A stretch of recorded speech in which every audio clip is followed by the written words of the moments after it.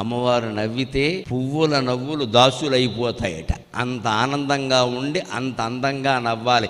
ఏ ఇంట్లో ఇల్లాలు నవ్వుతూ ఉంటుందో ఆ ఇంట్లో లక్ష్మీదేవి నాట్యం చేస్తుందమ్మా. లక్ష్మీదేవి నాట్యం అలా నవ్వాలి కదా అని మగాళ్ళందరూ ఓ పట్టకారు పట్టుకు నవ్వమని చెప్పానా తోలు తీస్తా, నవ్వకపోతే అనకూడదు. వాళ్ళు నవ్వే విధంగా వీడు ప్రేమించాలి. అది సమస్య.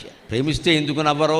పెత్తనం చేస్తే నవ్వుతారేటి? పొద్దున్న నవ్వమని చెప్పాను కదా, 6:30కి బుద్ధి లేదు అంటే ఎవడు నవ్వుతాడండి? నవ్వడానికి టైం పెడతావా? ఆవిడ ఎప్పుడు నవ్వుతూ ఉండేలా చూడరాదా? స్త్రీలు అల్ప సంతోషులమ్మ. ₹1 ఇవ్వడం ముఖ్యం కాదండి, వాళ్ళు ముందు కట్టుకున్న చీరను మెచ్చుకోవడం చాలా ముఖ్యం. అది చేసి చూడండి, అనుభవమే చెబుతున్నా. మీరు 10,000 పెట్టి చీర కొనక్కల, వాళ్ళు ఏదో కట్టుకున్నారు కదా, కట్టుకో అద్దరిందయ్యా అనని, ఇంకేం అక్కలేదు. ఎంత నవ్వుతారో వెంటనే. అలా భార్య నవ్వితే అక్కడ సంపదలు ఉంటాయి. చేసిన పని బాగుందని చెప్పరాదా? వేరేది ఎందుకు? అప్పుడు అంటారు సహజంగా, ఇలాంటిదే ఇంకో 2 కొనుక్కుందామని అనే తర్వాత చూసుకోవచ్చు.